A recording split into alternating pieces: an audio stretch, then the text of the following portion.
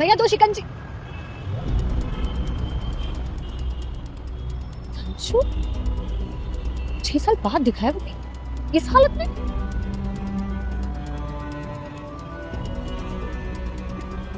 वो क्यों छुपाया हुआ है? ऐसे ही अब बताइए ना मैडम, 20 वाला लगाऊं या 30 वाला? पहले ये कपड़ा हटाओ अपने मुंह से। मैम धूप ज्यादा हो रखी है, आप छोड़िए ना, बताइए कौन सा बनाना आपका।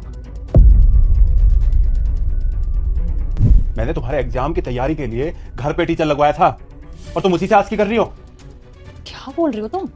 टीचर है वो मेरे, कुछ भी मत बोलो प्लीज। अरे कुछ भी नहीं बोल रहा, पूरा गांव बोल रहा है कि जो तुम्हारी वाइफ को पढ़ाने आता है उसके साथ तुम्हारी वाइफ का अफेयर चल रहा है। किसी ने बोला और तुमने मान भी लिया? सच है तो मानना ही पड़ेगा ना।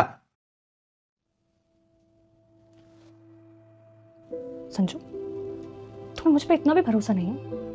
पढ़ी लिखी हूं मैं, तुम इतना नहीं कमाते कि हम एक अच्छी लाइफ जी सके, इसलिए कुछ बनना चाहती हूँ मैं हम दोनों के लिए। तुमने मेरे एक बोलते ही घर पे टीचर लगवा दिया। मुझे लगा तुम मुझे सपोर्ट करना चाहते हो, मुझे समझते हो, और खुद ही शक कर रहे हो मुझ पे।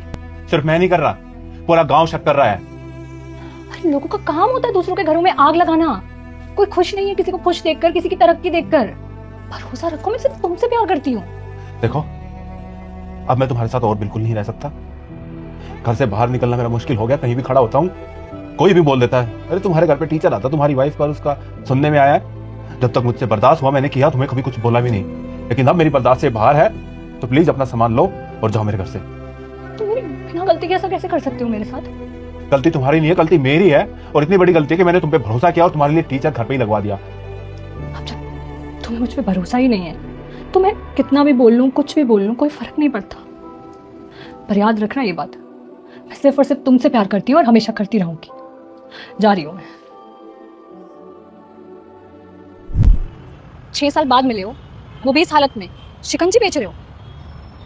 पेट भरने के लिए कुछ तो करना पड़ेगा ना। तुम पहले मेरे साथ चलो, यहीं पास में मेरा ऑफिस है, वहां बात करेंगे। तुम यहीं पे रहना और इनके सामान का ध्यान रखना। जी मैम। अब मुझे बताओ ये सब कैसे हुआ? तुम्हारे पास तो खुद का घर था, खेत थे। पीएम बनने के बाद मैं तुम्हारे घर गई थी, वहां से मुझे पता चला कि तुम सब कुछ बेचकर कहीं चले गए हो।